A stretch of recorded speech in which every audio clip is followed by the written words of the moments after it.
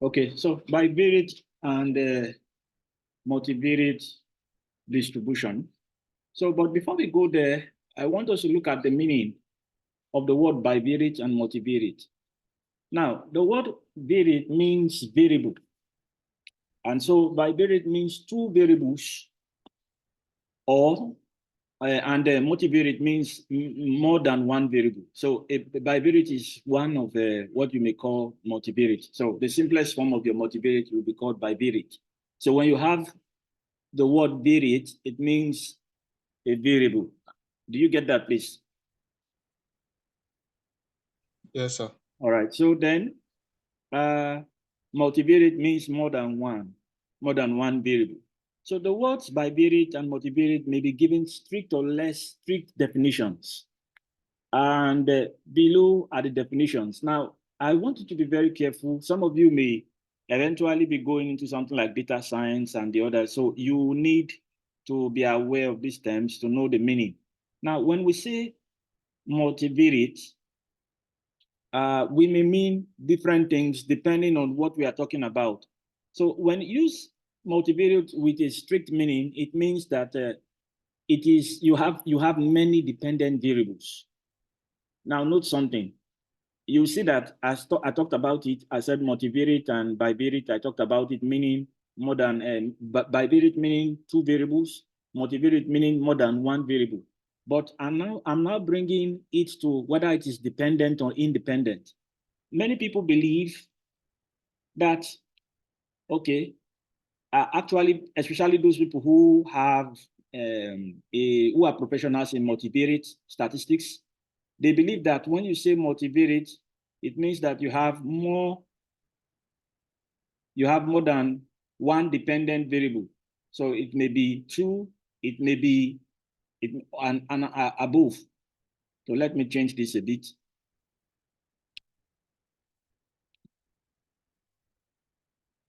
More than one dependent variable. Okay. So that is the first meaning. The second meaning is a multi.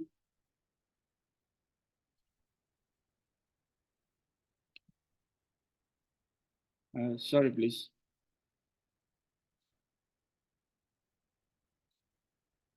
All right.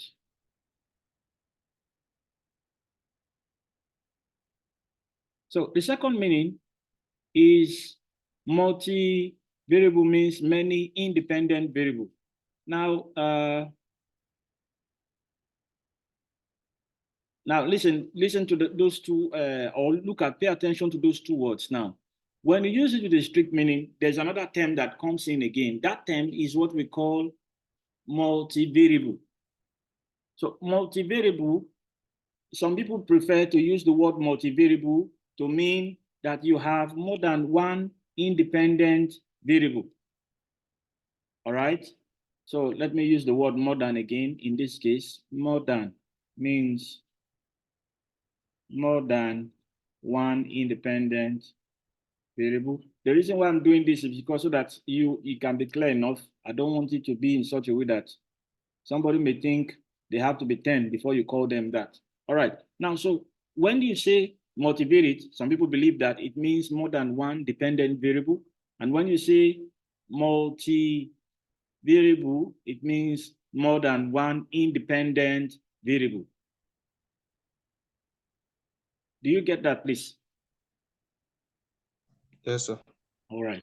Now, so in looking at what we are looking at, you need to now be aware of the fact that if you are using the strict meaning, then you mean multivariate, or you by stating the word multivariate, you are saying that we have more than one dependent variable. But if you want to talk about more than one independent variable, then you will say multivariable. All right, so get that. But in this our lesson today, we'll be using the less strict meaning, which is saying that multivariate means many independent or dependent variables or both. So this one is less strict in that you can use the word multivariate if you have many independent, or that means more than, let me say, more than one independent or dependent variables, or both. You may even have both. So this is the less strict meaning. Some people don't put a difference between the two, but some other people do. So you need to take note of that. So we get what we are saying here is that we'll be using the less strict definition that you're seeing there. All right. So now for your variable, you are used to the fact that we say, okay, our variable is X, it's Y. But I want you to be aware of the fact that you could actually have any letter. I say it again, any letter be your variable. So it could be X as usual, it could be Y, which is also usual. It could be Z, which you must have seen in the normal distribution we did. It could be W, which you most likely have not seen. It could even be A. And mind you, it could have subscript, X subscript 1, for instance, X A1, like that. So you can have any of these, your variables represented with any of these letters, and plus a subscript. And there are other forms, other ways of representing your variables, but I will not be using those ones here. Just get used to these ones for now. All right, now we can continue. Having known the meaning of the word bivariate and multivariate, now coming back to this definition, if you were to have the strict definition, which we will not be using, if you were to have multivariate to mean more than one dependent variable, when you have okay, that means you are going to have bivariate to mean more. That means you are going to have bivariate to mean two dependent variables. And then I will ask a question now.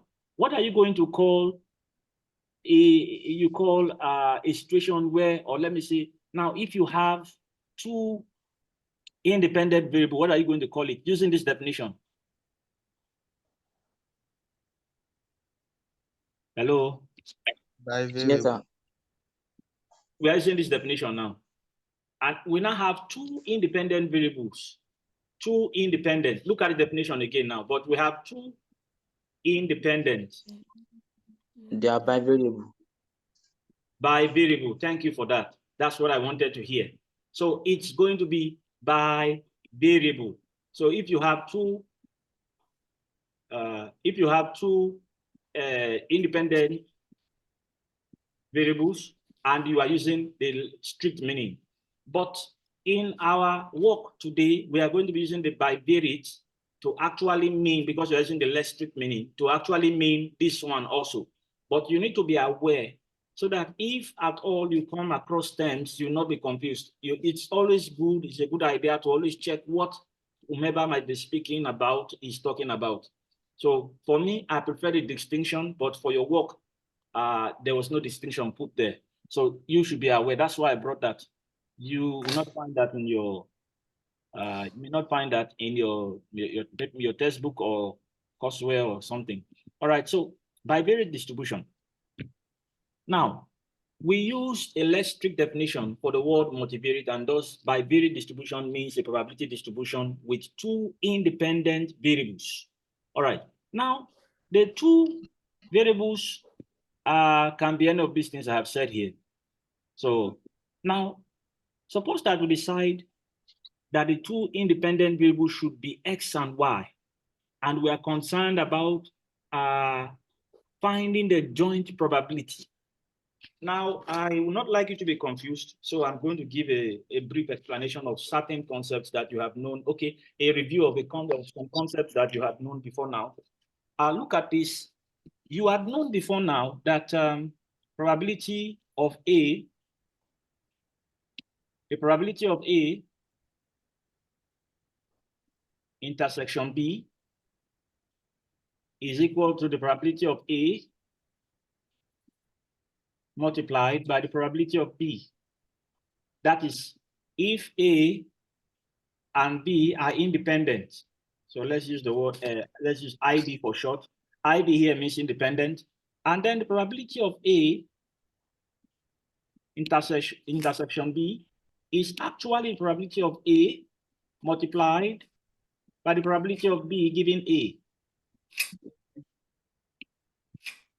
Now, this is one of the possibilities when you have a conditional probability. I mean, maybe A is dependent on B. In this case now, B is dependent on A. In the second case, I want to give like this, A is dependent on B. Now, these two cases clearly tell you that we have conditional probability. Hello, please, mute your mic.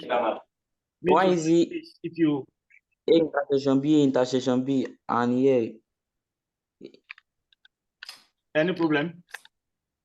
Yes, sir. What's the problem? From the probability of A intersection B, for the first one, you wrote probability of A multiplied by the probability of B given A. Yes. And the second one, you wrote the same thing. I And did not write the same thing. Look at it again. It's not the same thing. I don't see P probability. A intersection B intersection B. Beginning. No. I thought it should be intersection A. Whether you write it as A intersection, okay, Quadri, I get where you're going now. You have forgotten the properties we dealt with in probability. We told us that probability intersection A intersection B is, even if you don't put probability, it's the same thing anyway. Even if I remove the P, that it is commutative. You have forgotten. Oh, okay. You have forgotten. So if I have A, I'm not supposed to be taking this again, but I will do it. 1, 2, 3, and B is equal to 2 and maybe 1. Now, if I say A intersection B, it doesn't change it. It doesn't make it any different from B intersection E, does it? No, sir. The answer still remains what? 1 and 2. So take note of that.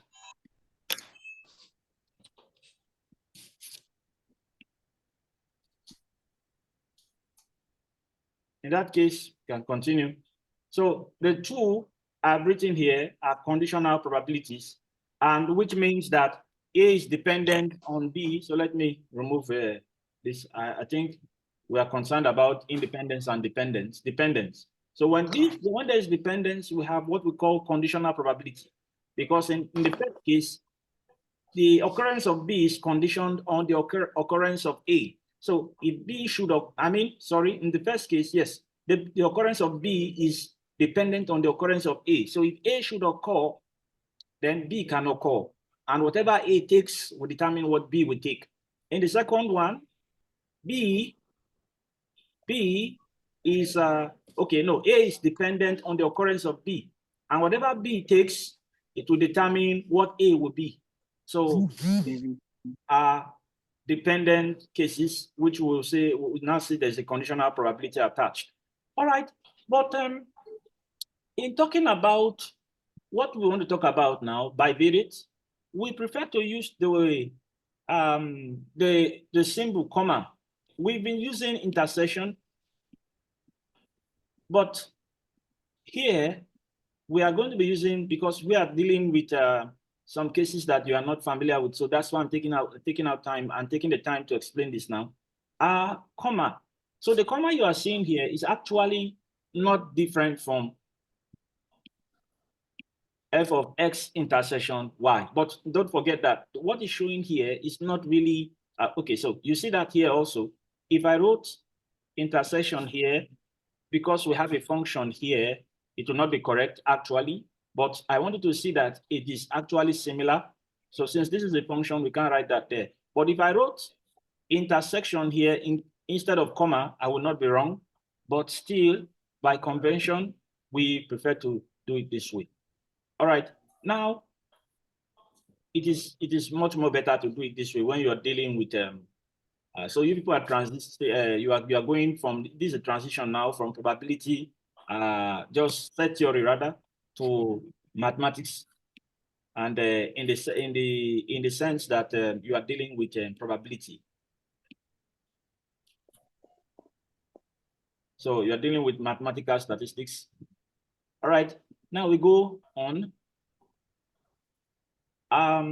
So we write it this way, but please be aware of this. I'll come back to this shortly. Okay. Now we can go on. So when you see f of x like this, showing that x equals to x and y equals to y, we are talking about something like this. These two cases, we're going to deal with them. So, but don't forget, it's similar to what you are seeing here. Now, let's go on. But there are certain properties that our f of x that we have here has to satisfy, and that's what we want to look at now. So let's go. Now, the f of x comma y, that's the joint distribution of x and y, can be either discrete or continuous. If it is discrete, then you say these properties, 1, 2, 3, that you're seeing here would hold. Number one, f of the joint distribution of x and y, that is f of x comma y, must be between 0 and 1. I hope you know that that is the range for our probability. Somebody needs to be muted, please.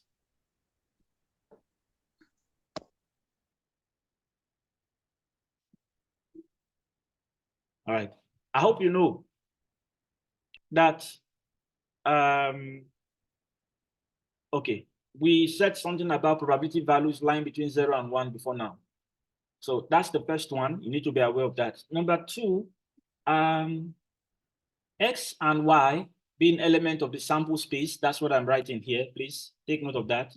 X and y being element of the sample space. So if you sum over x, okay, x and y, which are element from the sample space. Now, concerning this f of x comma y now, you are going to get 1. Let me make it a bit less confusing to you. So, okay, I don't want it to be confusing anyway, but let's make it clearer. We talked about a property like this, that the probability of xi will be equal to 1 when you take over the range of x. So over the range space of x, we could write it like this and just say x is an element of the sample space. There are many ways to write these things, but I would advise you stick to the ones I've given you for now. You can explore other ones, but if you remember those ones, it's okay. But as you see, it's good to learn more. So you can take care. I mean, you can use the one I've given you before, but it's good you are aware of this, that you can also write it this way. All right, now, so x is an element of the sample space. And if you write it this way, it's not wrong. What we are trying to say is that if you sum all the possible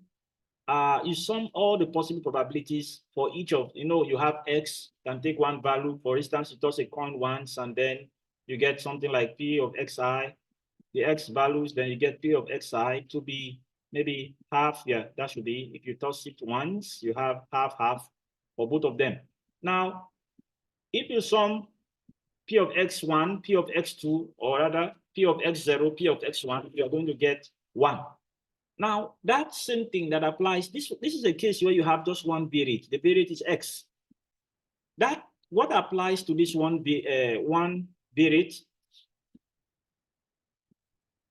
What applies to this one bivariate? We are saying it also applies to a case where you have two variables. So if I wanted to rewrite what we have here, then I will write it the way I've written it down here. I think you should be used to that. Now, in the case where we have one variable, I could have written it like this: p of xi equal to 1. So that is that about that. I believe with that I've explained. So if you have a variable, I mean you have two variables, they are joint distribution called f of x comma y. We give 1 if it is you find the summation there over the range space of x and y. So now if you sum over the range space of x and y, you are going to get, so all the probability values will give you 1 when you sum them together. Now, the next one is the probability of any event would be to sum over the values. Sorry, we were supposed to have had 2 summations here, but if you use 1, since you're not giving the range there, it's not bad. All right. Are we good? Now, if you want to look for the probability that X is, okay, sorry, there should be a change here. It shouldn't be S. All right.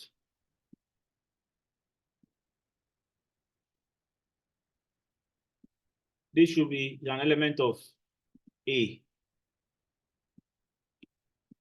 All right.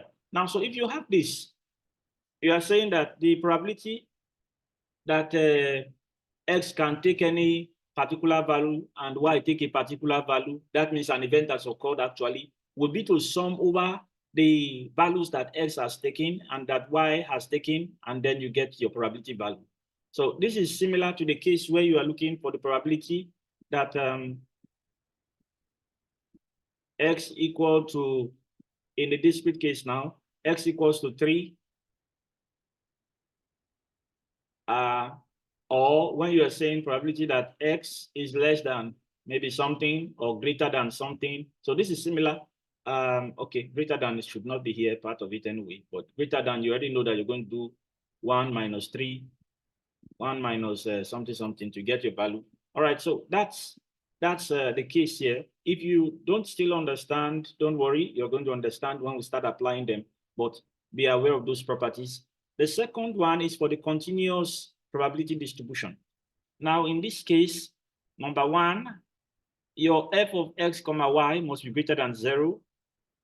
All right, if I wrote what I have here as the first one, what I have here as the first one under the discrete, this, if I wrote it here, I still will be correct, very correct. So, but I still will be correct. The reason why I will be correct in this case now is because this property is also stated. If I state this property alone and I do not state this property, then it will be incomplete. But this one is complete on its own. So that's why I prefer to use this. So I could as well take this from here and put this. So anytime you write your probability that it should be greater than or equal to 0, and you don't write this, whether in continuous or your discrete case, you will not be correct. That means if you write only this property, you should get a 0 here. But if you write this one and write this one, then your math will be full. So in any case, if you write this for the continuous case, and perhaps for any reason you could not remember any of these two, you will still get your full mark here.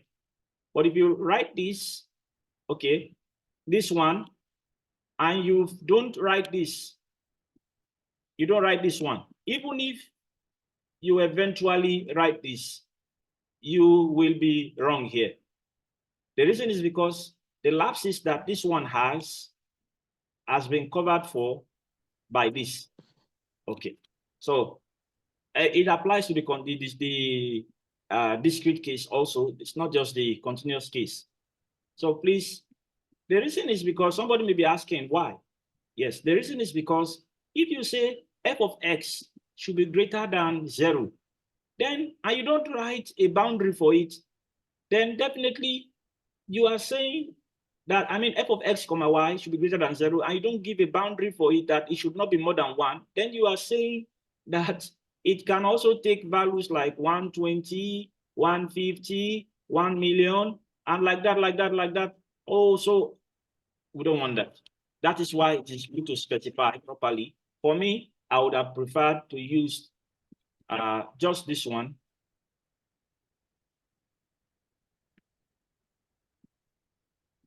I would have preferred to use this. So you need to be very careful. I would have preferred to use this one and put it here instead. But I think it's okay that you know the two, in case you see them anywhere, you'll not be confused that why is this like this, whereas what I'm aware of or what I'm used to is different. All right. Now we go on. You now know the properties of the probability distribution. Let's look at some other thing. At this point, I would like us to look at a small example before we continue. Now, let's look at, suppose we are given a joint distribution. And the joint distribution is such that it is xy divided by 30. So f of xy is x multiplied by y divided by 30, such that x has this range 1, 2, 3, 4, and y has this range 1, 2, 3, 4. Don't forget the fact that you are not writing x in an interval, like when you say 4, okay, no, 1 is less than x is less than 4, and you're not saying y is such that 1 is less than y is less than 2. Maybe you may just put something like this. Since we are not doing this, then this is discrete. You already can see that because you're counting 1, 2, 3, 4, 1, 2. Do you get that, please? Yes, sir. All right. So as a result of that, we can use a discrete distribution for this. Now, I would like you not to forget some things, but okay, we have checked that. We'll come back to this example shortly, but this is a joint distribution. So in a joint distribution where you have two variates, this is a bivariate distribution now, we are having two ranges. Ranges for a range for the first variable, another range for the second variable. Don't forget that. But in your univariate, you only have one range. You may have x, or you may just have y, or any other letter for that matter, as you're representing your variable. Now, going back, let's take something that we have not known before, now, what we call marginal distribution. Now, before we continue, your textbook, your courseware, or in any textbook that you may look at may have something like 1 here, f of 1, okay, f1 of x rather, f2 of y. Aha. Now, if it may also look like this, I prefer not to put this subscript. Doesn't matter. If it is put, understand that if you have it there, it's fine. But for me, I prefer not to use it. In fact, in some other books, you may see written like this, g of x, like using a different letter from this one, instead of using f of x, and they may use g of y here. It's the same thing. Just understand what you are doing. You may even use another letter, maybe h of x. And a subscript, as I said, may be added to this. So you just need to understand what you're doing. Now, in the case where you are looking for the marginal distribution, if you are looking for the marginal distribution, then it means that from the joint distribution, you want to obtain a distribution that concerns only x.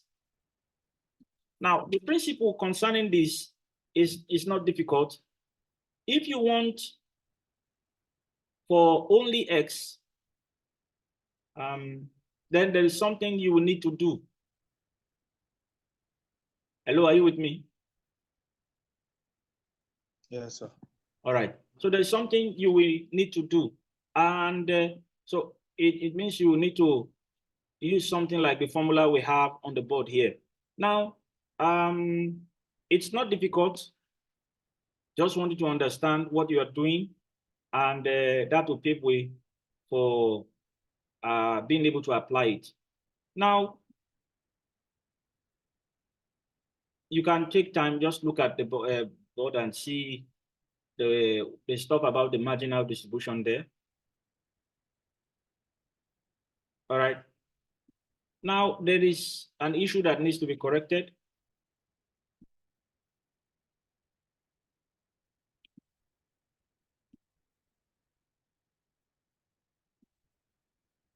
So there are some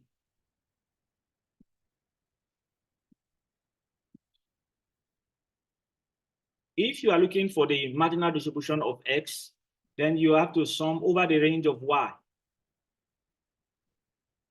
Over the range of Y. Then if you are looking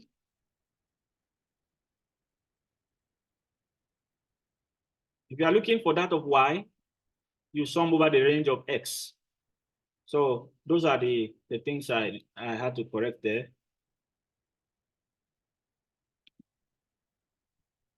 Okay.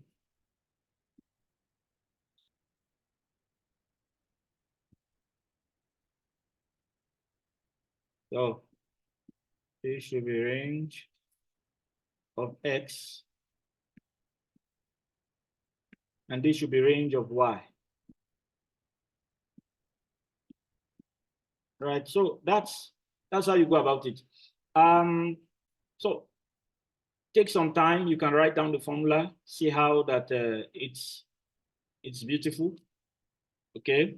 For each of the possible cases, it's beautiful. All right. So I believe we can go on. Let's look at how we can apply this. Now, coming back to our example, we are told to find the marginal distribution of X. Note something. Marginal, in this case, we will be, okay. Okay. We have to do something first before we come. Okay, we came to the marginal. So let's look at it. We are going to do something before we come to the marginal stuff there. The first thing we want to do is to show that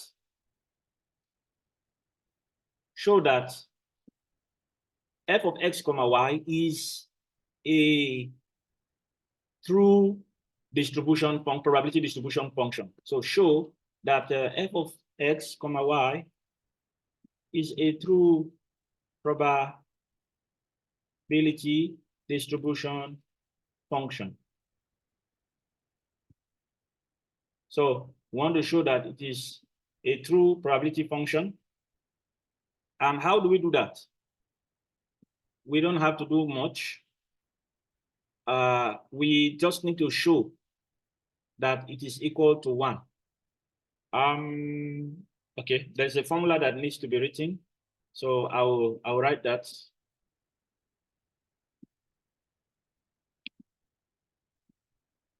It's a formula you had seen before. Perhaps I should just go back there, not waste our time. So let's look at it from here. You saw the properties before now, and we are told that if you sum over the range of X and the range of Y, you should have 1. So this is the formula I'm talking about. This one. Oh, sorry. So I'm talking about this formula.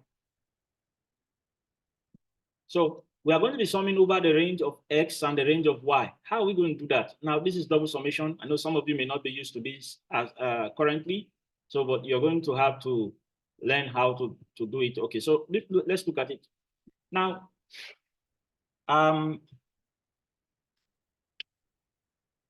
when you want to sum in this kind of stuff,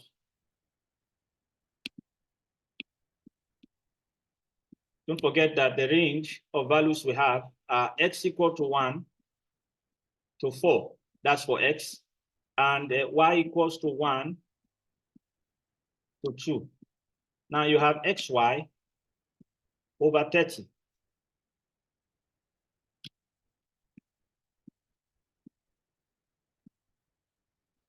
So what you are going to do is when you take one value for your X, you are going to take another value. You are going to make sure that you take all the values of Y. So when X is equal to 1, you will take the case where Y is equal to 1 as well as the case where Y is equal to 2. So let's come back here now. When X is 1, Y is 1. That's the first case. You still continue with X is 1 until the values of Y are exhausted. So X is still 1, Now y is 2. You have taken all the cases of y for that, for x is equal to 1. Then you go on.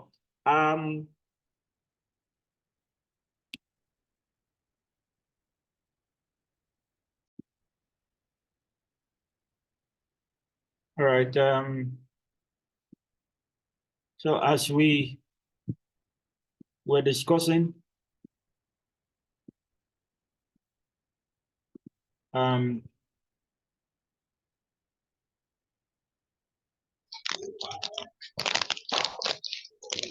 sorry, please.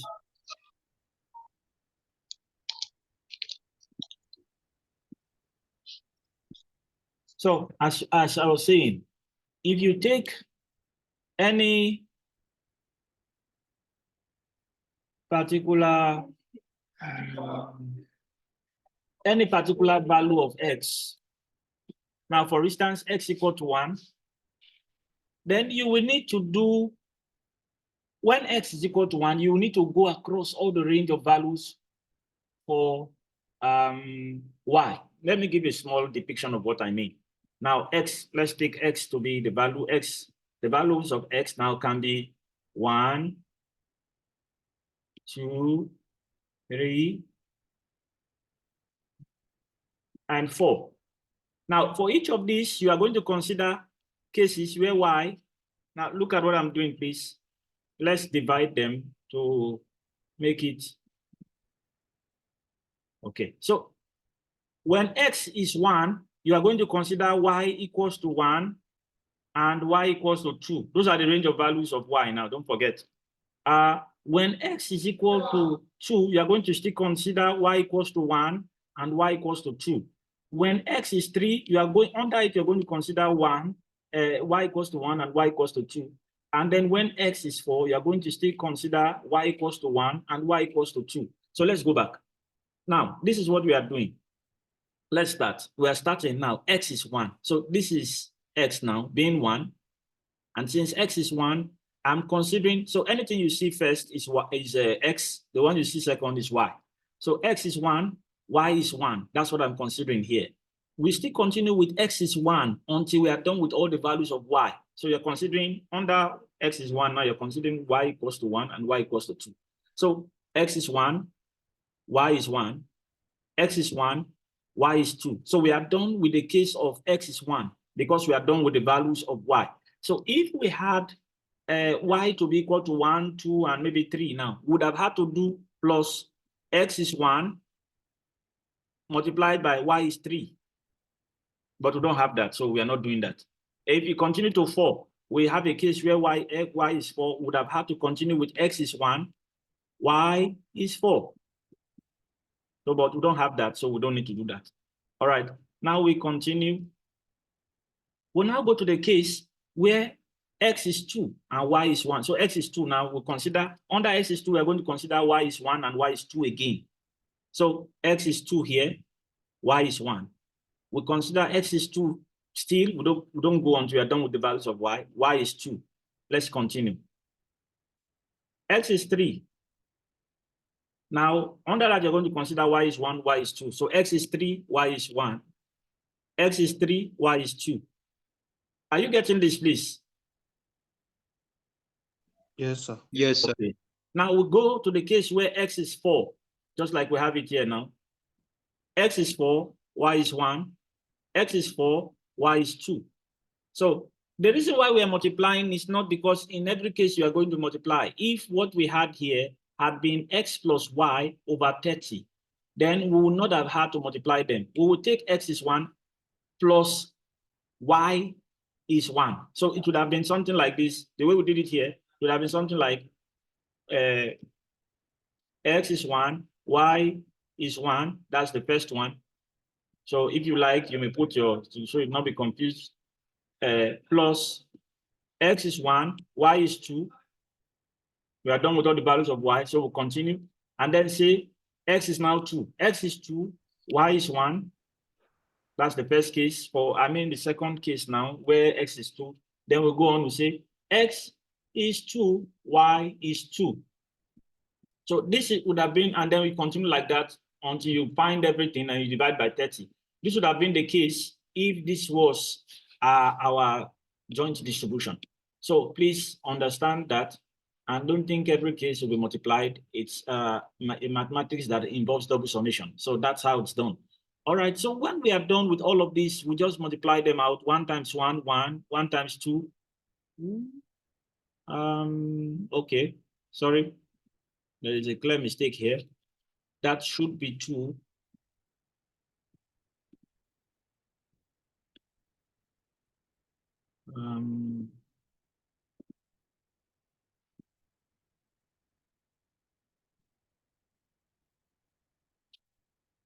Okay. All right. So we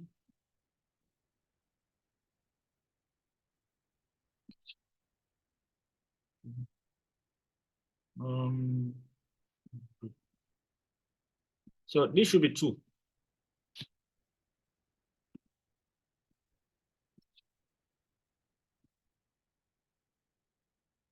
This should be 2.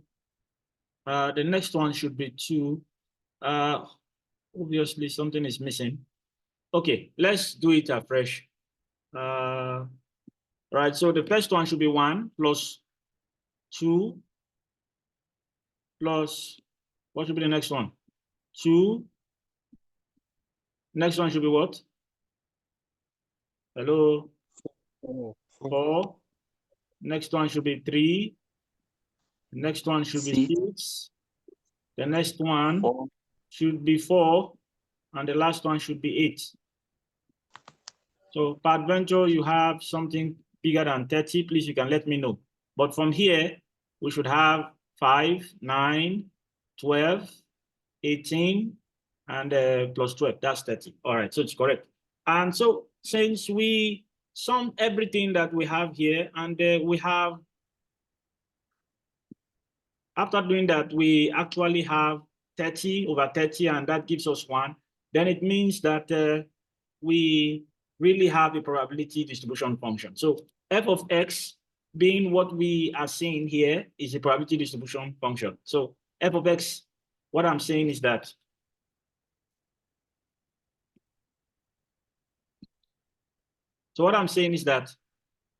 this function that we are seeing here, this function is actually a true probability distribution function. So that was question 1, and we are done with that. Now we can continue. We'll go to the next question. And the question says, find the marginal density function. Okay, find the marginal distribution of x, its mean, and variance. Now, this is not difficult.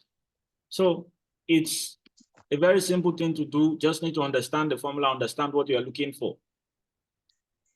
Now, the marginal distribution function of x, let's go back to the formula. Okay, the formula is here actually, but let's go back to general formula.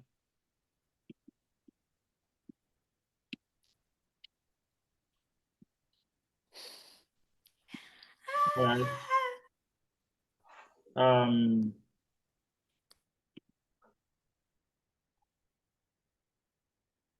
We said, if you are looking for the marginal distribution of x, you sum over the range of y. And if you are looking for that of y, you sum over the range of x. That's for a discrete distribution. Otherwise, you integrate if you have a continuous distribution. Now, don't forget that we are going to use that here now. And what we want to do is that we want to find the marginal distribution of x. And in order to do that, we have to sum over the range of y. Notice you are not summing over the range of x, but y alone. If you sum over the range of x and y, you are going to end up having what we got here. This one, what we got here. Okay, let me, in case somebody might be confused, that how did we get here? What was the formula we used? What did we do? I don't really understand what is happening. Then what we did was that we actually said the summation over f of x, comma y should give us 1. The summation over the range of x and y for concerning this f of x now, comma y, should give us 1. And that implies, this is supposed to come on the next line. I'm only writing this here because of space, considering what I had done before. Okay, we we could actually help ourselves a little. All right. So you see, we have a very long stuff to cover.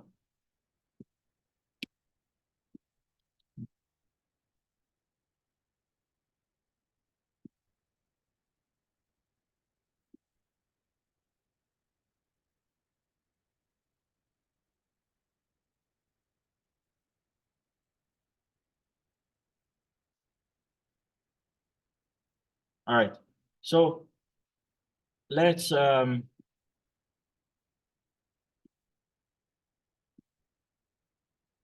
see how that goes. You don't need to carry everything. Just need to move this.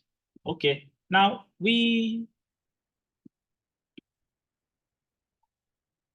okay, this one has to be here. Now we are looking at this, and let's see.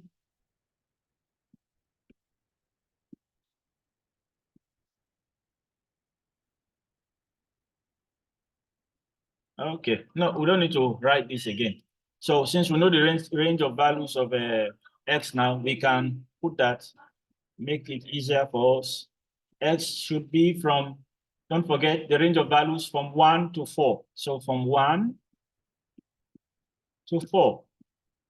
And y itself should be from 1 to 2. Don't forget that, from 1 to 2. And then we are going to be having, we are summing over xy divided by 30. And we are saying that this should give us 1.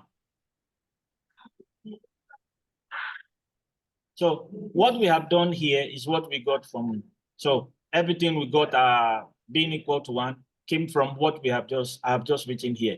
Now we are going to the marginal, the questions 2 says find the marginal distribution of x. Now we want to look for that. So in order for you to obtain that, you need to sum over the value of y. I said you don't do it over the 2, because if you do it over the 2, you are going to end up having 1. All right, so but if you do it over y, then you are looking for the marginal distribution of x. And when you do that, what you are going to have is, so you have your f of x comma y again. That's xy, x multiplied by y divided by 30. So you can bring your 1 over 30 out, and then you have x and y up there. Now it's now going to be equal to, so now looking at this, when y is 1, so you put x multiplied by 1. When y is 2, x multiplied by 2. All right, equal to 1 over 30. So you now have x plus 2x there. And then when you multiply, okay, add this, you get 3x. So you divide by 3. 3 can divide both sides. So at the end of the day, you have the marginal distribution of x to be x over 30. And the range of x that came from this place, from the question, you are going to have to specify it to make it a full distribution. Because if you specify a distribution like this and you don't give the range like this, you don't give the range, then we don't know what exactly is the range of x. We cannot use that distribution for anything. It's not useful for anything. All right, please don't forget that. In that case, oh, okay. Now, so, okay, we can continue, and then we have our f of x. This is the marginal distribution of x. Now, what about the mean, the expected value?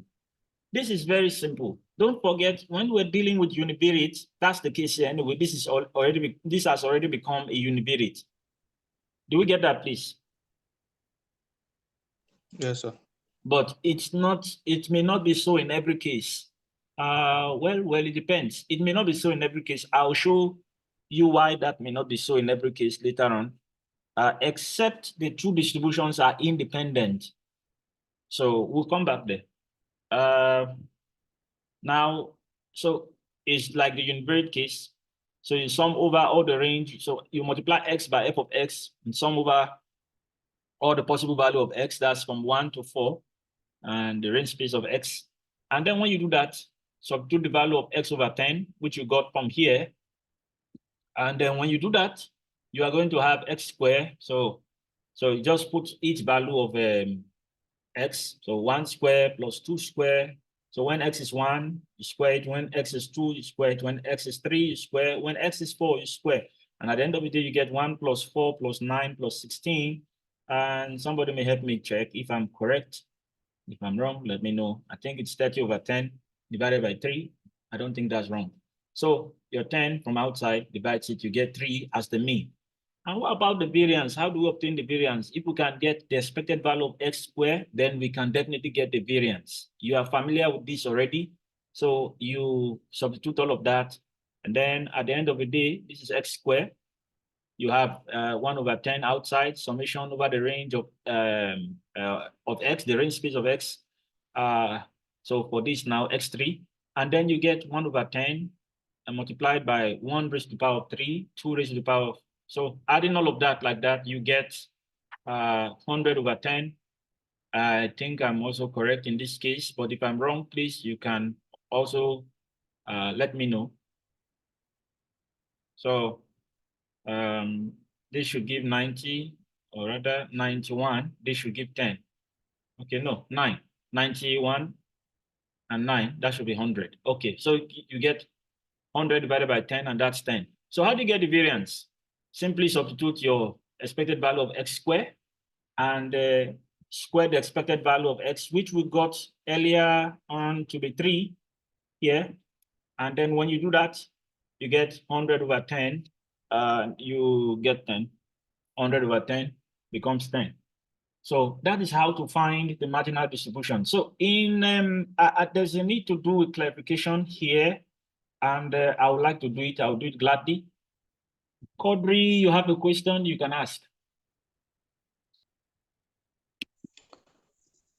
Thank you, sir. Please, let's go back to the mean. Which of them? Me. I'm coming, please. Yeah, this mean. Mean. All right, yeah. Yeah, this one. Someone confused how. Okay. It's not. Expected value of x multiplied by the probability. You said? I said the expected value of x multiplied by the probability. No. It can't be expected value of x multiplied by the probability. Where are you talking about? This, is it this place, this line, or this line? Summation of summation of x multiplied by the probability. I mean the x multiplied by the f of x. Okay. Because I'm wondering how come we have square for mean.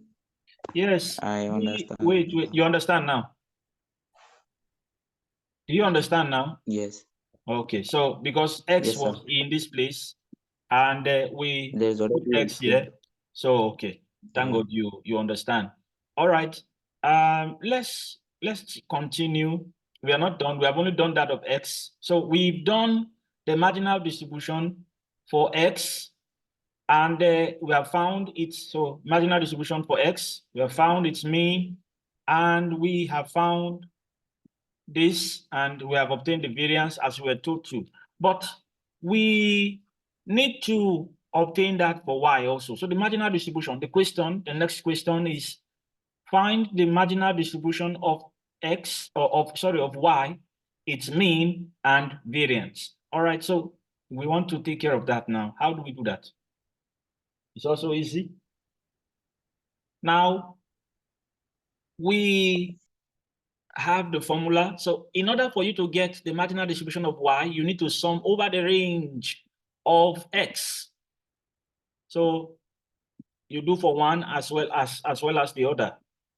So to get that of y now, you sum over the range of x. But don't forget, to get that of x, the other time we summed over the range of y. All right. Now going back, you are going to have, sorry, please, just a moment.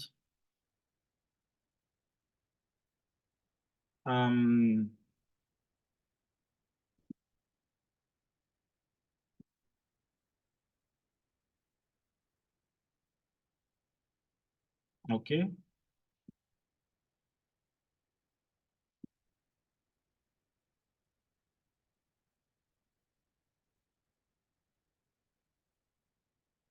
So we can continue. Can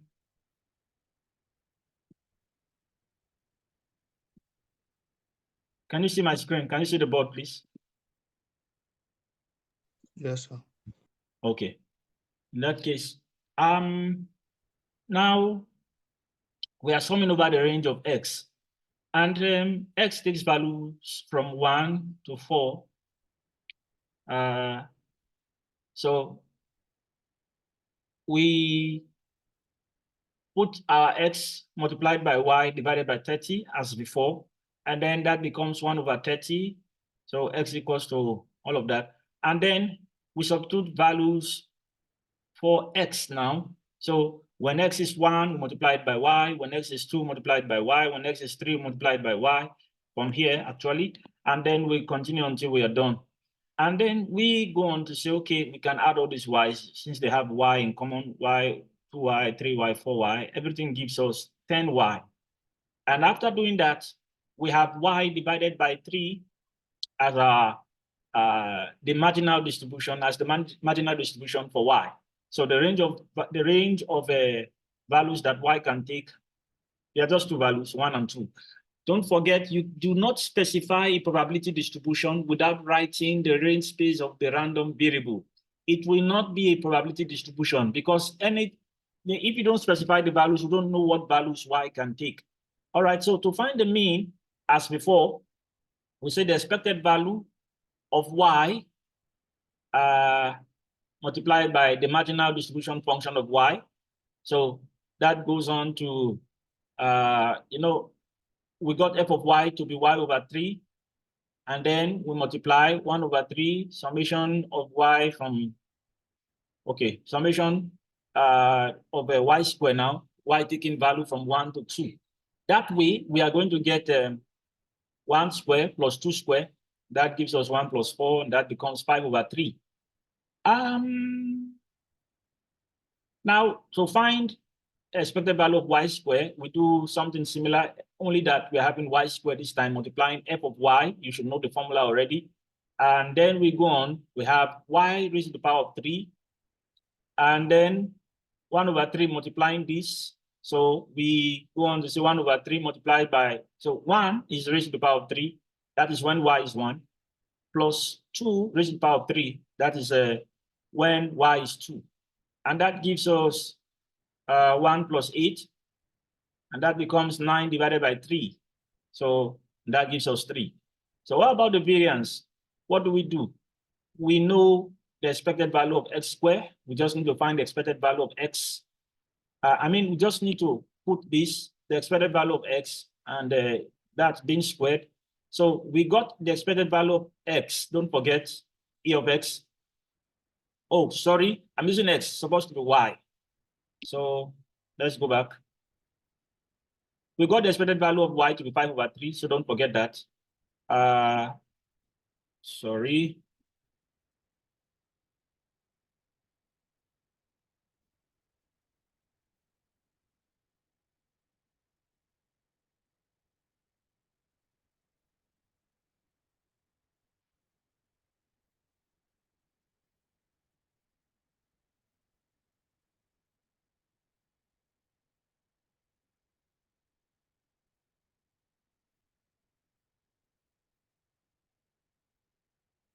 Variance of y. Variance of y.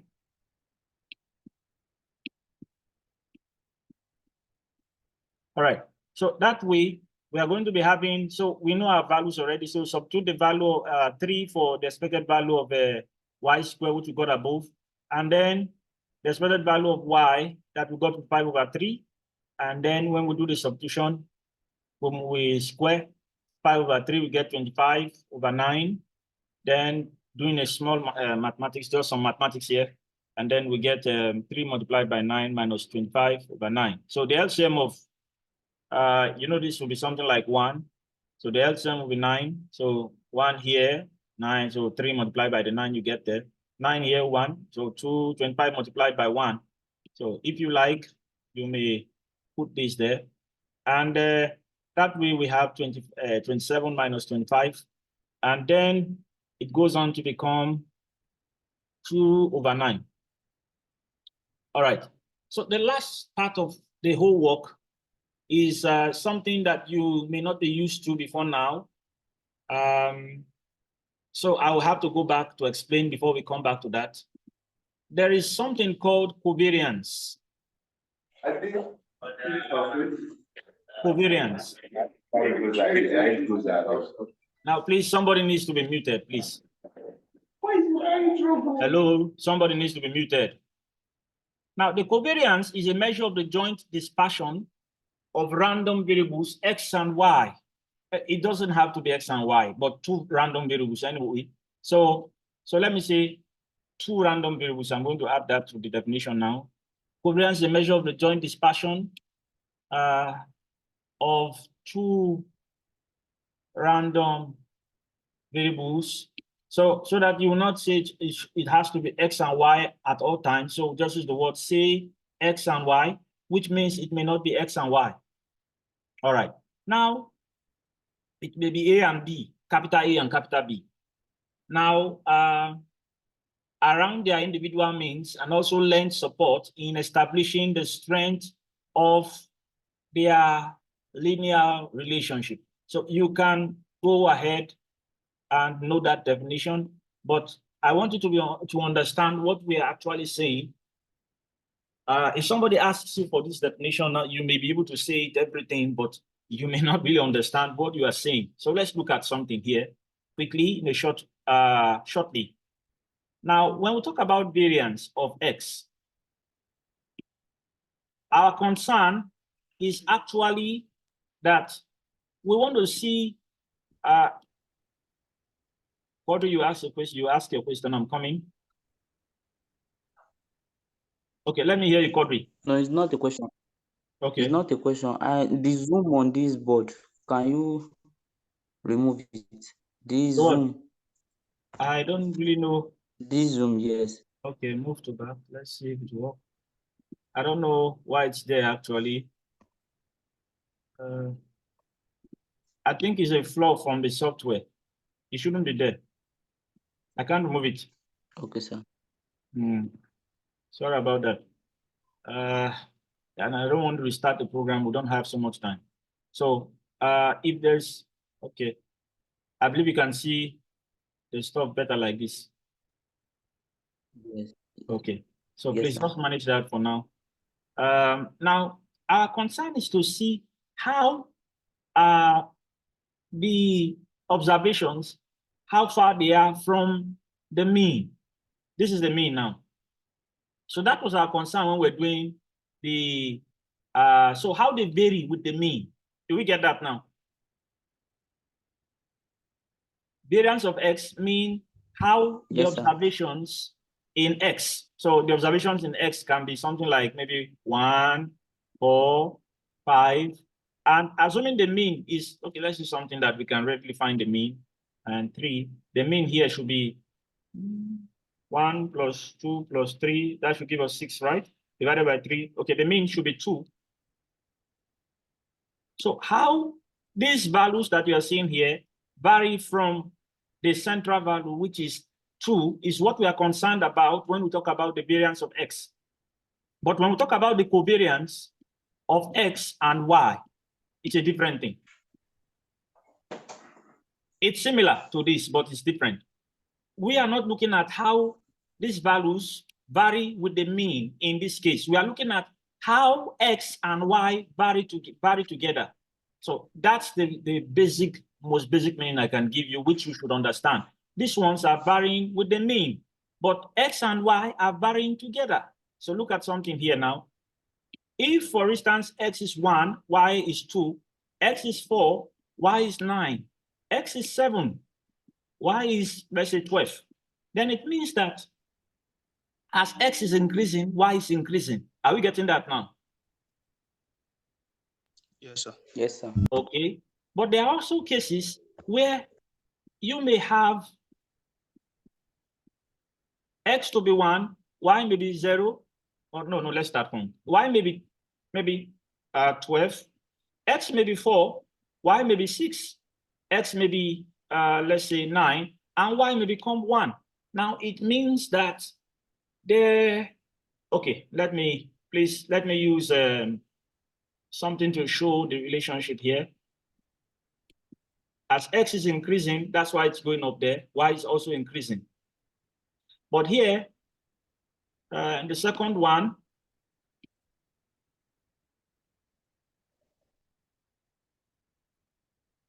as X is increasing,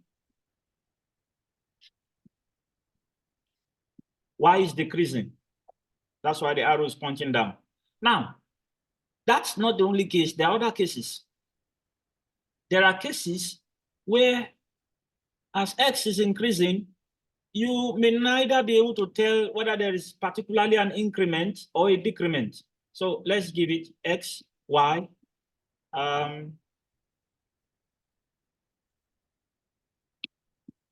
X may be 4, for instance. Y may be, we take value like 3. X is 1, Y is 3. X is 4. Y may be, let's say it may still be 3. X may be 5. Y may be, in this case, we may say it's decreasing. So let me put something here. It may be 0. And perhaps may become 2 here. Now you notice that you can't say it's increasing or decreasing actually, because when X was 1, it was 3. It means, okay, when X was 4, it became 0, meaning it decreased.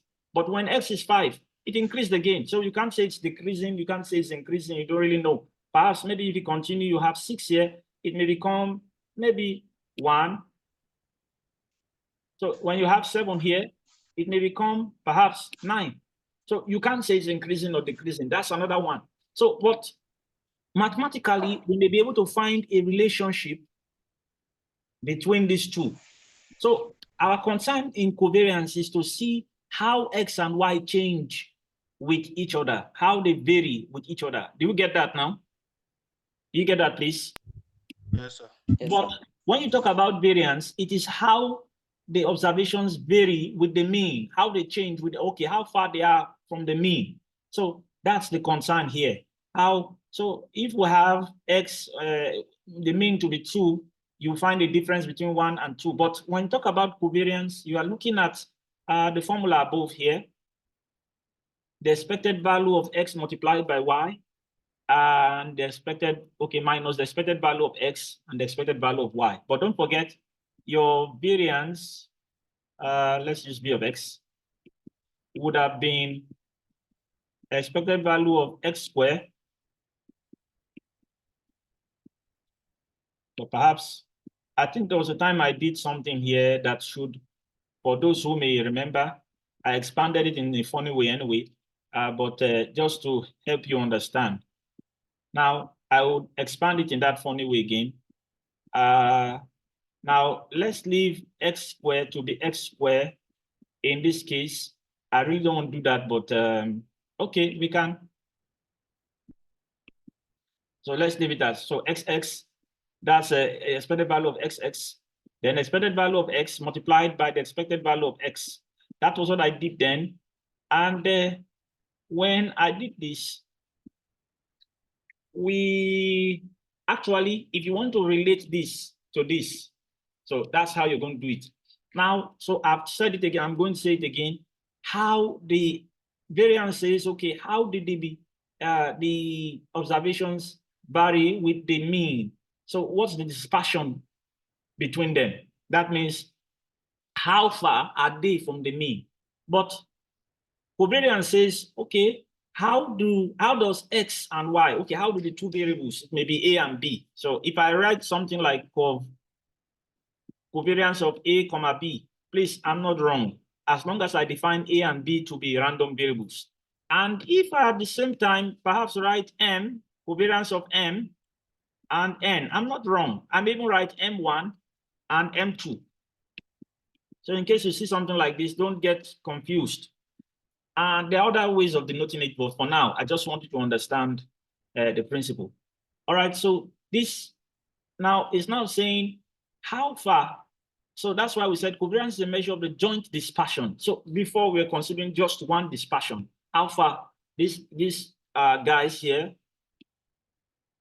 these values are from the mean. So, but here in the covariance stuff, we are looking at how far. So the joint dispersion of the two random variables x and y around their individual means. So that is what we are looking at, around their individual means. These are the means. So that way you will be able to tell how do they vary with each other. Now, one thing you must know is that when the two variables are independent, then you are going to have your covariance to be 0. That's what I've written here, please. So if, sorry. Okay. There's a mistake somewhere. I have to correct that. Now, this should be x and y. So let's go back. Now, it is important to note that when x, all right.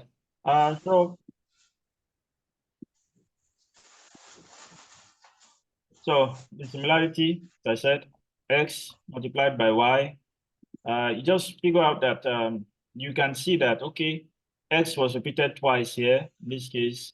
So x repeated twice here, x, e of x. So one of the x's that is repeated twice here, and like this becomes a y. So y, so y and then y, like that. So you can figure out that. Now, something I was trying to point out, okay, I was trying to point out that there is a situation, or okay, you can have a situation where your covariance is actually 0. And that can only happen when x and y are independent. So that means when your two variables that you're considering are independent, that is when you can have your covariance to be 0. The reason is because the expected value of x, xy, that's the expected value of xy, will be equal to expected value of x multiplied by the expected value of y. Oh, sorry about that. Do we understand that, please? Do you get that? Yes, sir. We are saying expected value of this when the two. Okay. Let's help us a little. Don't forget that when we discussed probability of A intersection B, we said it's equal to, all right, I don't even need to write it again. I wrote it before now. Yes. Coming back to this, I told you that the comma here actually means you can see it as intersection. And seeing it that way becomes probability of A multiplied by the probability of B when they are independent. A and B are independent. Going back to what we just did, following that same rule, we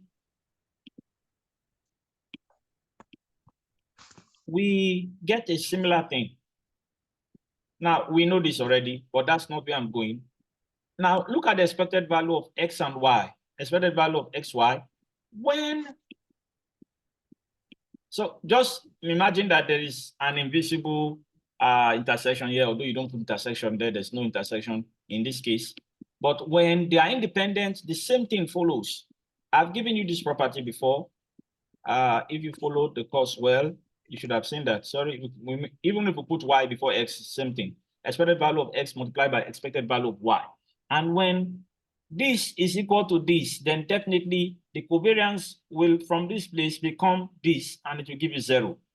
So and that will only happen when x and y are independent. So don't forget that. All right.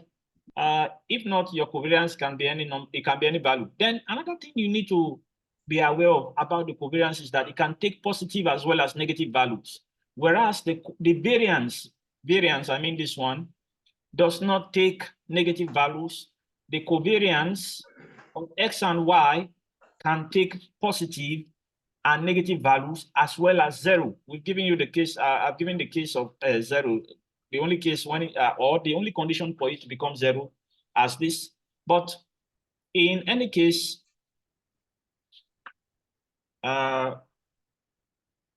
okay.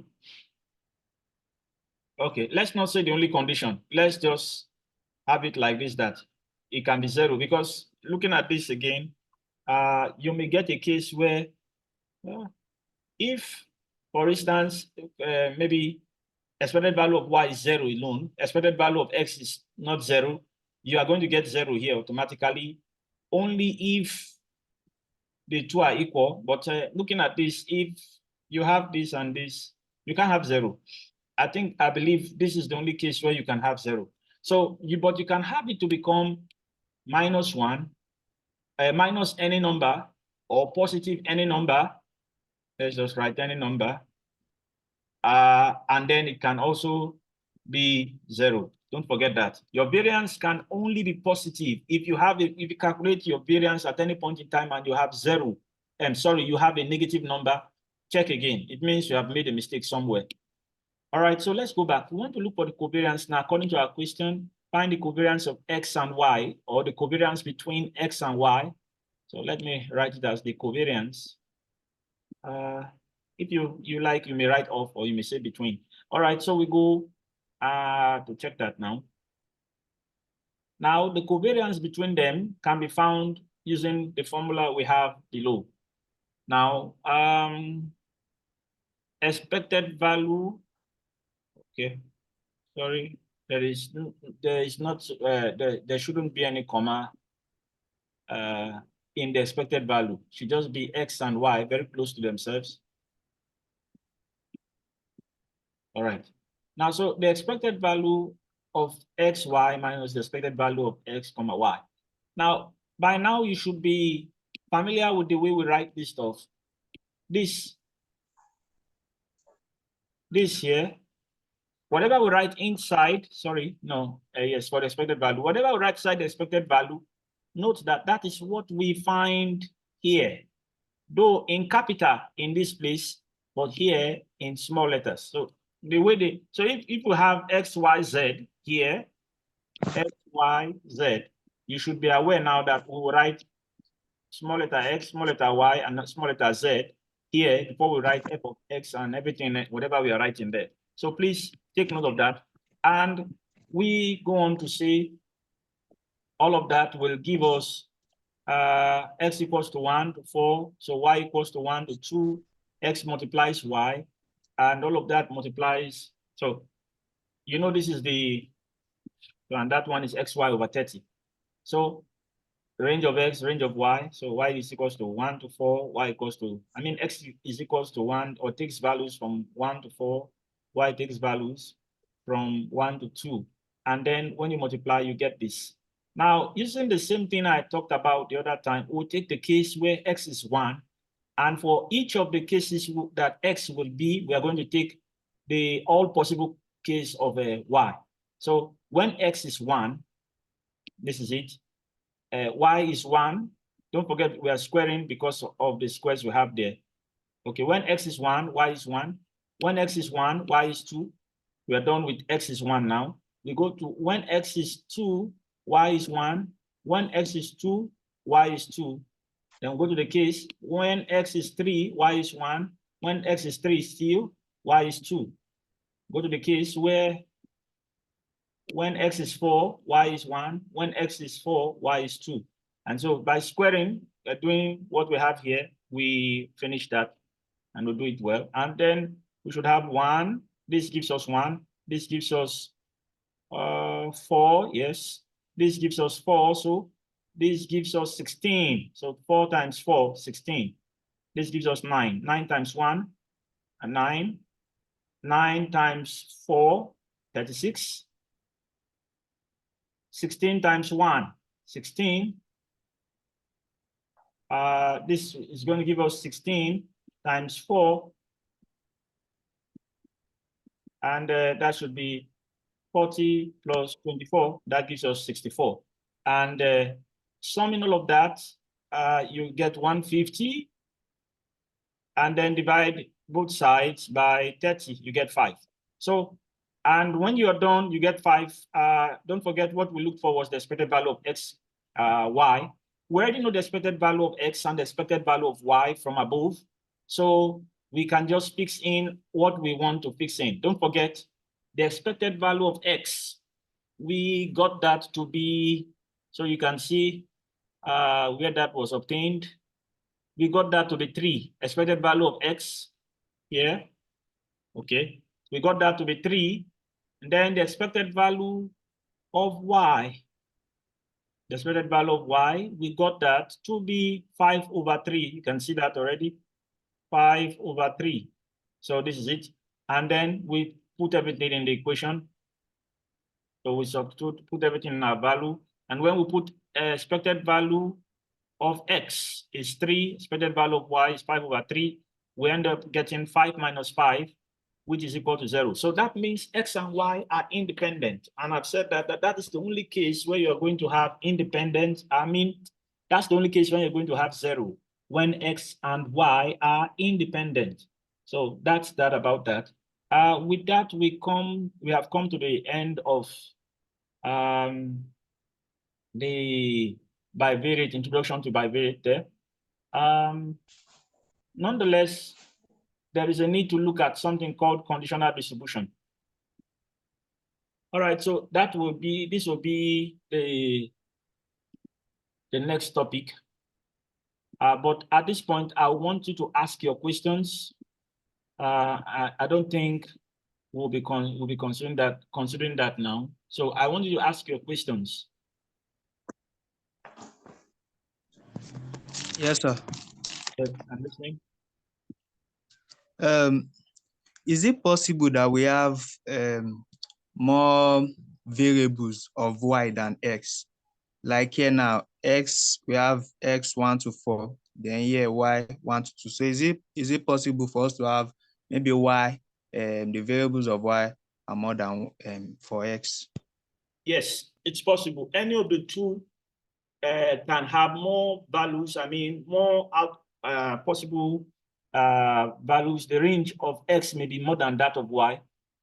So what you are saying is that, for instance, though we have, okay, let's say, since we have this thing, maybe we now have, we have, comma, 3, comma, 4, comma, 5, comma, perhaps 6, perhaps even up to 7, right? Yes, sir. It can be like this. And it can happen. X may have more, Y may have more, and they may even have the same thing. So it may be 1, 2, 3, 4, 1, 2, 3, 4. But it's not about them having so many values. That's not what is important. What is important is that when you do the summation, look at the double summation here, it gives you 1. If that occurs, that happens, then it means you have a probability distribution function. Are you getting that now, please? Yes, sir. Okay, and mind you, the minimum value that they can have must be 2. If it has just one value, it's a constant, it's not a variable. You can't do anything with that. So supposing I just say y is equal to 1, that's not that's the range for y is just 1. That's not a variable. We define the variable that a variable is should I use the word now? In computer science, you say container. So, but when we talked about the variable, we said a variable can take at least 2 possible values. So more than 1, but at least 2, that's the same thing. Do you get that now, please? Yes, sir. All right, so they may even have the same thing. But even if one of them has more than the other, or they have the same number, or they just have 2, but when you sum, you don't get 1, and you do it well, you don't get 1. It's not the probability distribution function. You don't need to waste your time looking for anything. So it's not a probability distribution function. So we've taught you how to look for a probability distribution function. So I don't know, anybody with any other question?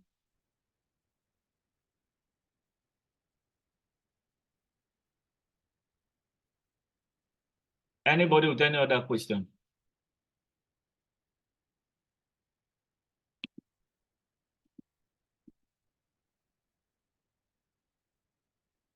Any other question?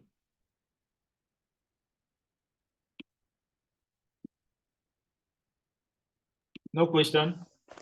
There is no question. All right. I have something else to do. When I'm done with that, we'll go.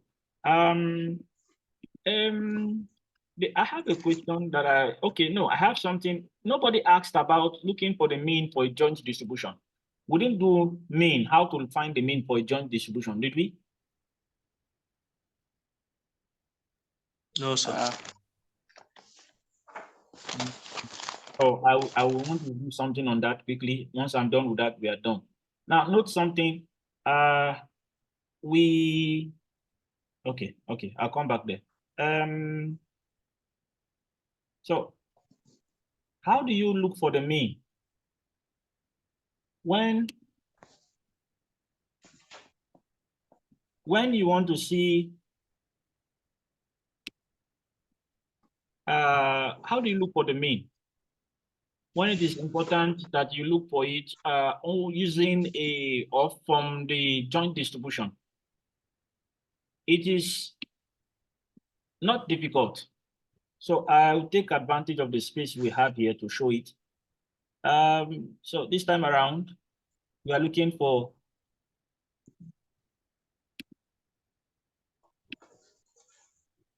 so maybe I just call this expected, okay, expected value of the joint distribution of these two now. So it's going to be written like this. Now, summation, x comma y, f of x comma y, x equal to, x took value from 1, okay, takes value from 1 to 4, and y takes values from 1 to 2. Now, in this case, it is now going to become summation x equals to 1 to 4, summation y equals to 1 to 2, and then you're going to have xy. Now, over 30.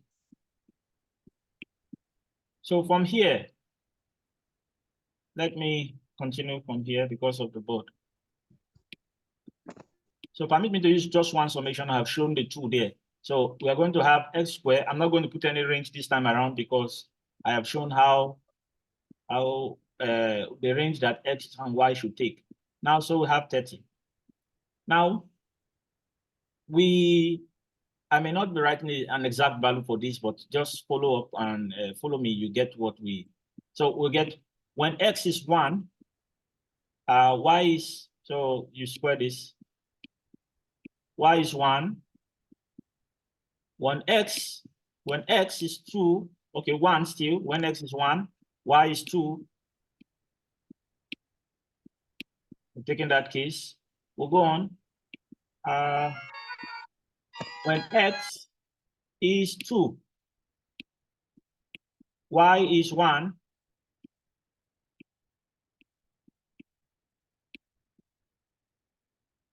When x is 2, y is 2.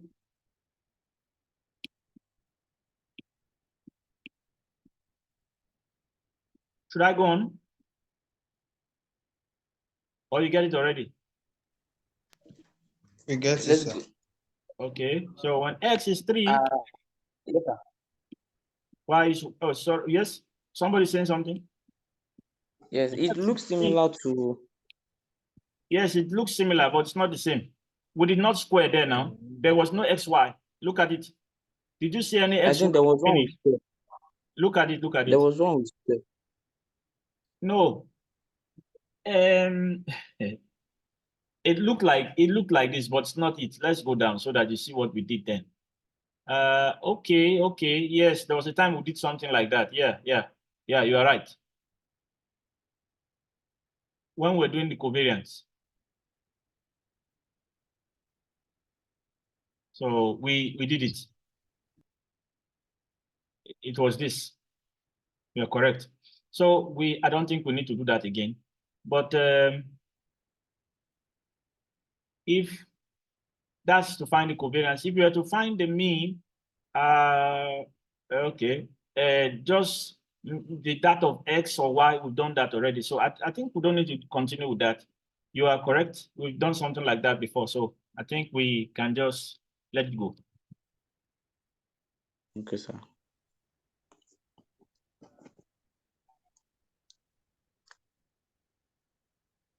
All right.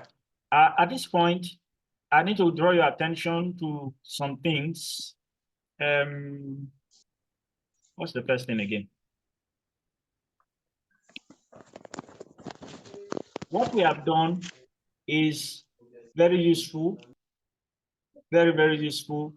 I keep saying that some of you will find yourself in machine learning, data science, data analysis, data analytics, and the likes, and you will need this knowledge. So if you don't have it now, it will not be a good thing that time. Because if you don't have good knowledge of probability, good knowledge of statistics, it may be that you have to start working around it at that point, and that may make the workload much more than it should be. Okay, so okay, I think we've covered what we need to under this lesson. But before we call it a day, all right, I remember what I have not said now. We only used the example we did was for a continuous distribution. It's not far.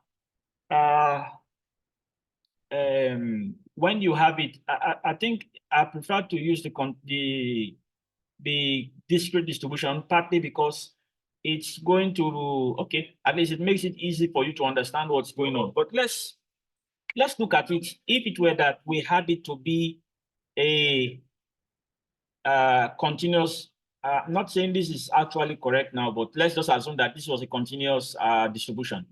You know, in that case, would have had it to be f of x, comma y equal to x, y. Now, if you integrate this, you're not likely to get 1, but just understand what I want to illustrate. And then we have, in this case, it will be 1 less than or equal to x less than or equal to 4. And then y, 1 less than or equal to x less than or equal to 2. This should be y. So, all right. Now, if you are to find this now, it will now be, you want to check if this is a true density function, then you're going to have range of x, range of y, f of x, comma y, integrating over f of x, comma y. Integrating f of x, comma y over the range of x and y, you should get 1. So what do? You're going to put integral x y over 30. This is going to take, x is going to take values from 1 to 4. Y is going to take values from 1 to 2. So please understand what I want to do now. I want to show you how to integrate. Please, okay, there's something I did not put here, please. This is not summation, so we need to put. Now, not something, please take note of what I'm doing now. Which one comes first, range of x or range of y? Range of x. Range of x. So it has to come last. The x, the y thing. So the one inside is the one you are going to write first, dy. Because y is first. I mean inside, x is first. The range space of x is first, but it's outside. So the one inside is the one you take care of first. The range space of y is what is inside, so you take care of it first. Then the one outside, you take care of it last. You put the x. Now, somebody may be asking, you may be wondering, what if I change it to be range space of y, then range space of x? Okay, let's leave it so you can see the difference. What if it were to be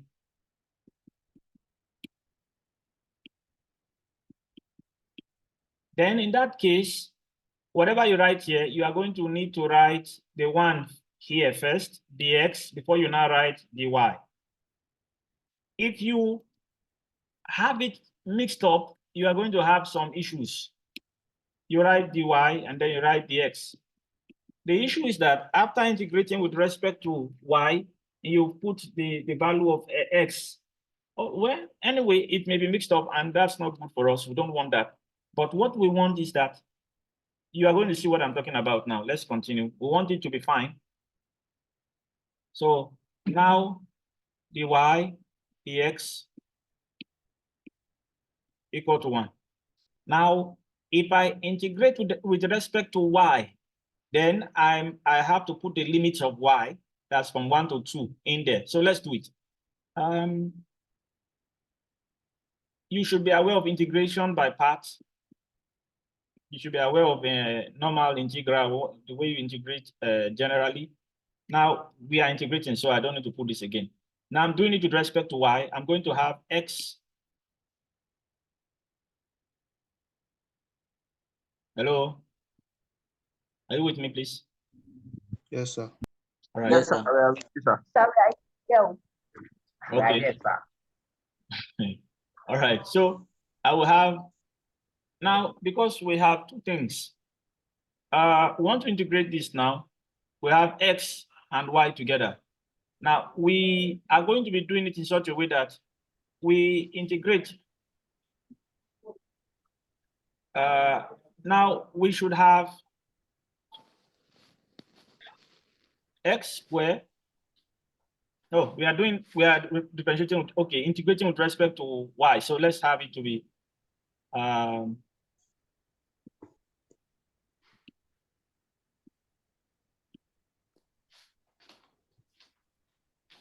right. So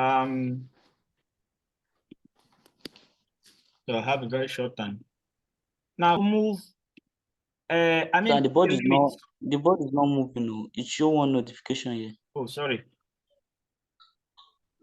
So, you know, normally with the normal integration, you just put plus c, but we don't need c here since we are actually going to look for the limit. So we just put our limit here. And then where is the 30? 130, 1/30 should be brought out. Any issue? Okay. So we are going to No, have 2, 1, then we'll have the x. We are not done, so we have it this way. Now, since we are done with that, we look for the limits. We are continuing what we are doing, x equal to 1 to 4.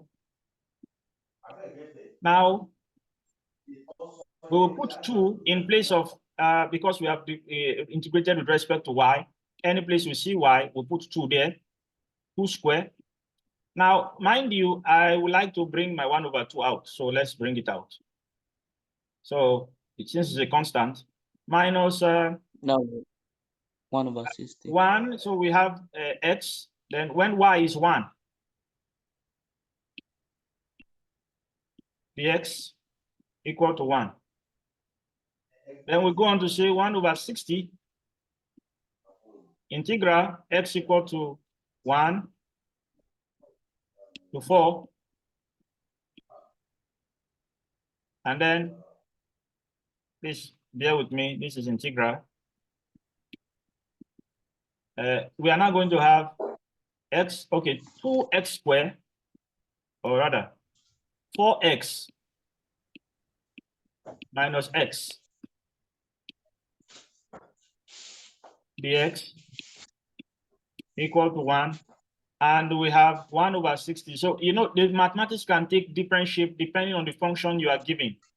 I just want you to understand what you are doing. That becomes 3x dx equal to 1. Now we are now going to integrate with respect to x. So 1/60 integrating with respect to x, we are going to have 3x. Okay. I would like to bring my 3 outside. So let's bring it.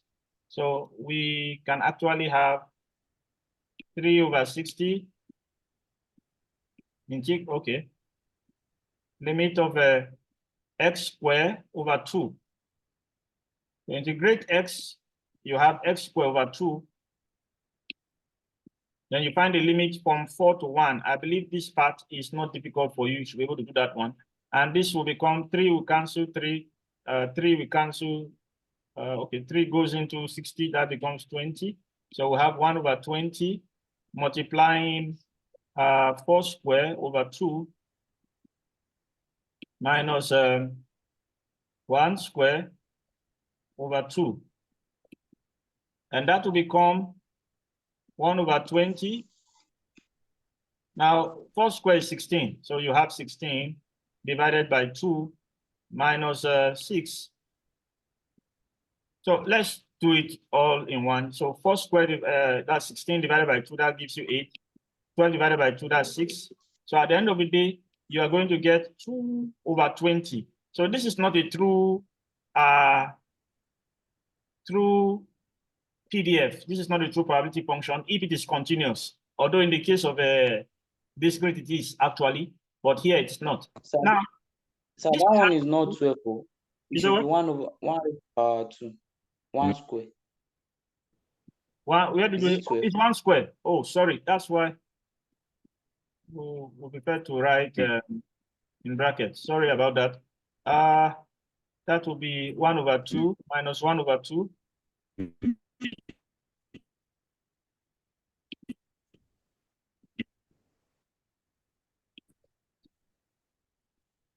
In that case, we are going to have 7 over 2, and sorry, 7.5. That should be 14 over 2. Correct, is that? No, 15 over 2.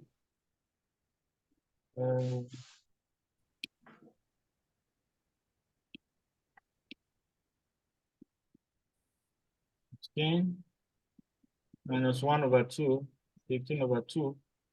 That will become 1 over 20 multiplied by 15 over 2. So at the end of the day, we get 15 over 40. So it's not a true PDF or true probability function, rather. And it's not a true. So we, if it was true, would have gotten 1. But not something. My interest was to show you how to use the double integral. Do you understand that, please? Yes, Do sir. you understand that, please? So we can only yes, sir. So we You can said only what? continue our work if it's 1. I didn't get Exactly you. 1.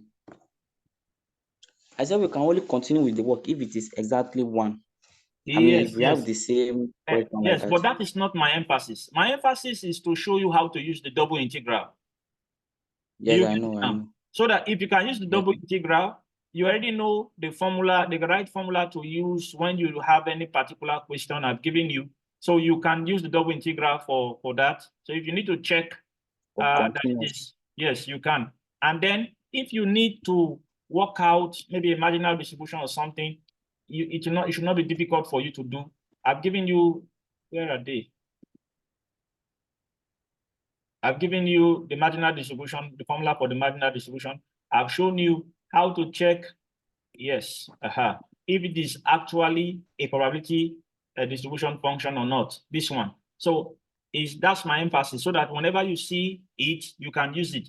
And don't forget, we talked about the covariance the other time, but I did not give, so let's see if I wrote it somewhere. Okay, I only did for the variance. All right, let's go back to